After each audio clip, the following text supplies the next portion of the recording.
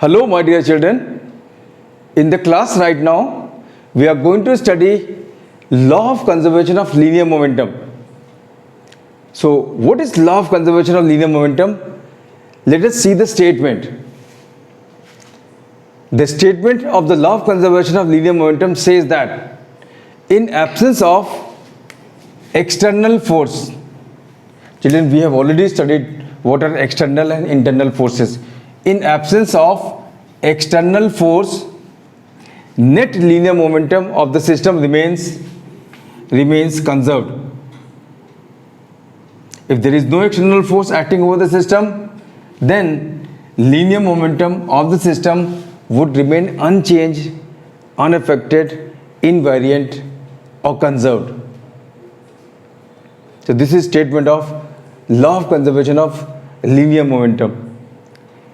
There is a very simple proof of law of conservation of linear momentum, and the proof goes like this.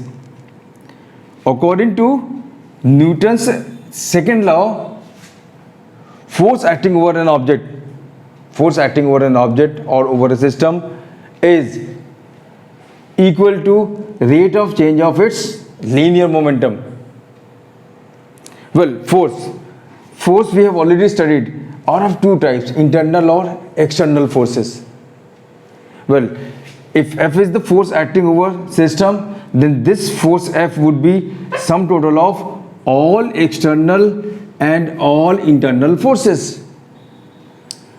So, net force is sum total of all external and internal forces, and that is equal to dP by dt.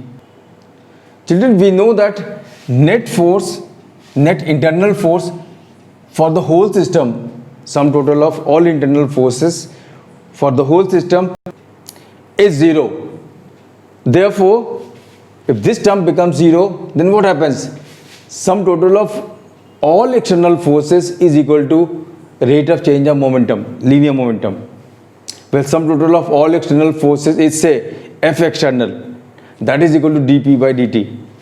And if this external force happens to be 0, then left hand side becomes what? 0.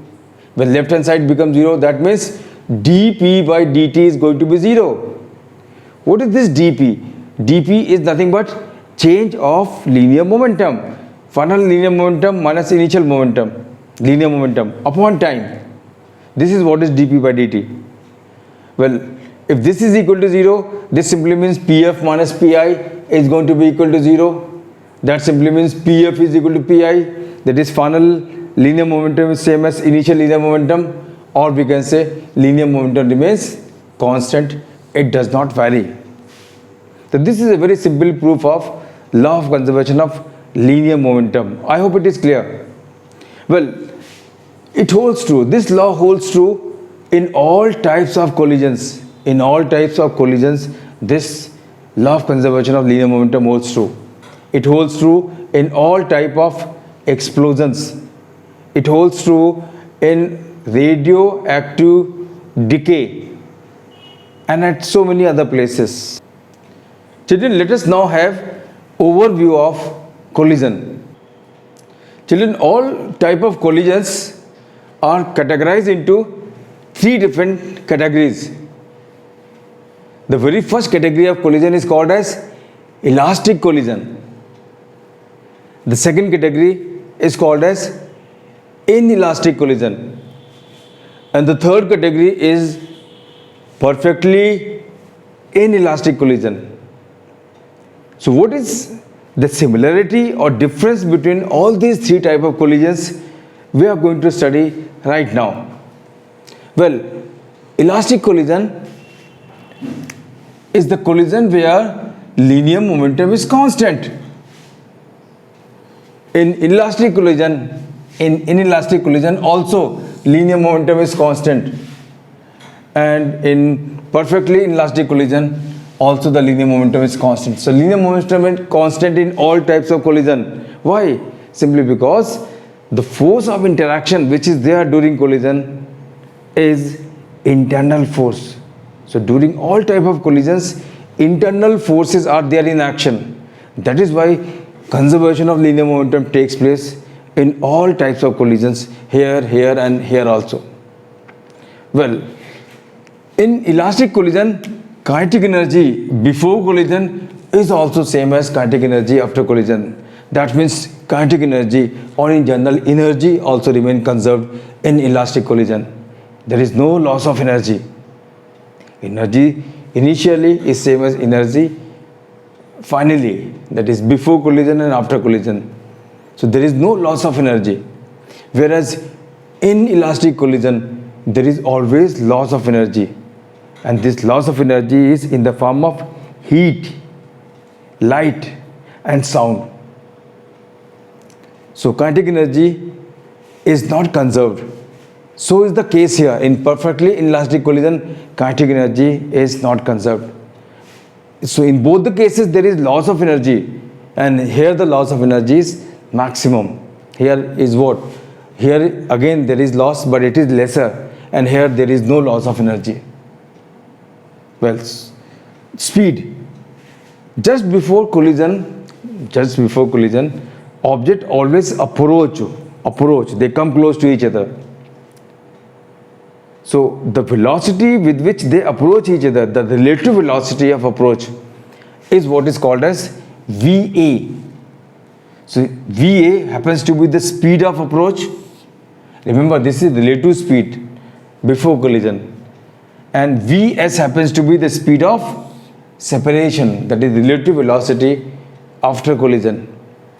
So if velocity of approach has the same value as the velocity of separation, relative velocity of separation, well, the collision is elastic. So in elastic collision, the speed of approach is same as speed of separation. This is speed of separation, this is speed of approach. They are equal to each other. If we write it in vector form, we write it as, velocity of separation vector is minus times velocity of approach vector. This is in vector form. Remember, this speed of approach or speed of separations are relative velocity before and after collision. So in elastic collision, both the speed of approach and speed of separations are equal to each other. Whereas in inelastic collision, object approach with greater speed, but after collision they recede, they move away with smaller speed.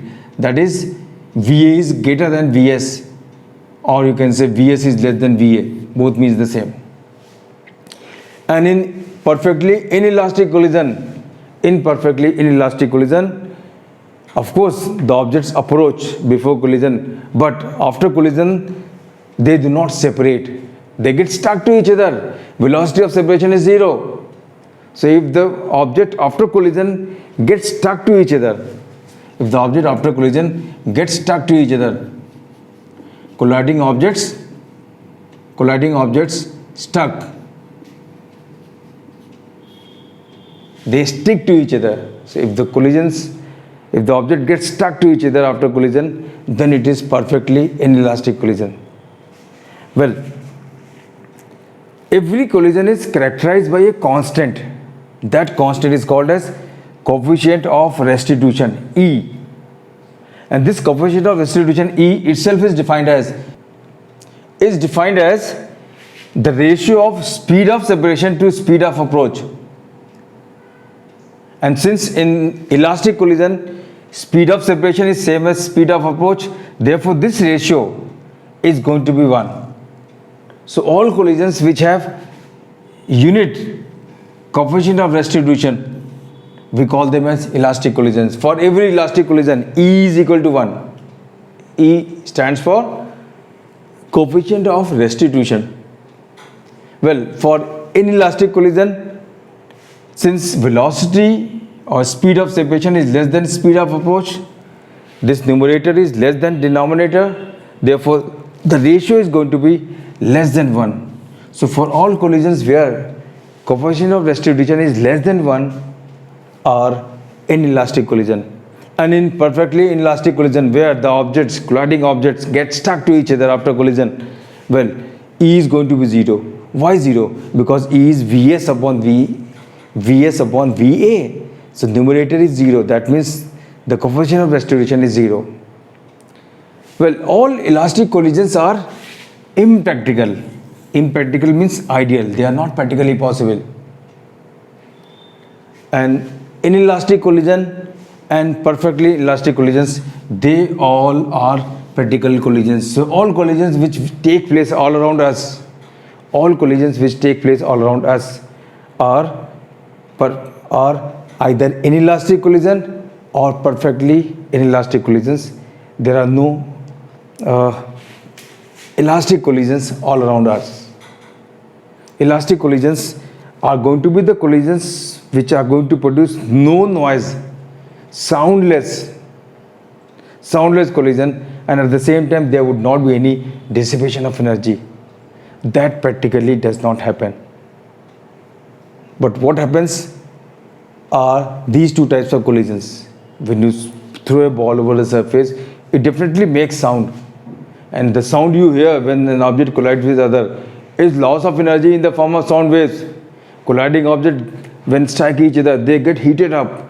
That is loss of energy in the form of heat. And at times the colliding objects, there is an electric spark produced during collision, like hammer hitting, say, a stone. There is electric spark produced. That is loss of energy in the form of light. So when objects collide with each other, there is loss of energy in both the type of collisions, in the form of heat, in the form of light, in the form of sound. But here there is no loss of energy. And perfectly elastic collisions, well, dart is an example of perfectly elastic collision. You must have played with dart. You hit dart over the what?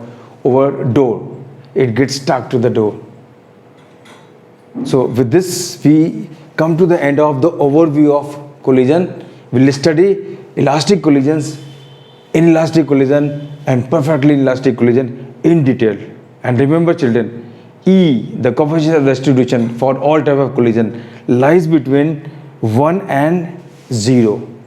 If E happens to be 1, it is elastic collision. If E happens to be 0, it is perfectly elastic collision. And if E lies between 0 and 1, it is inelastic collision. So this is all from my side, children. God bless you all.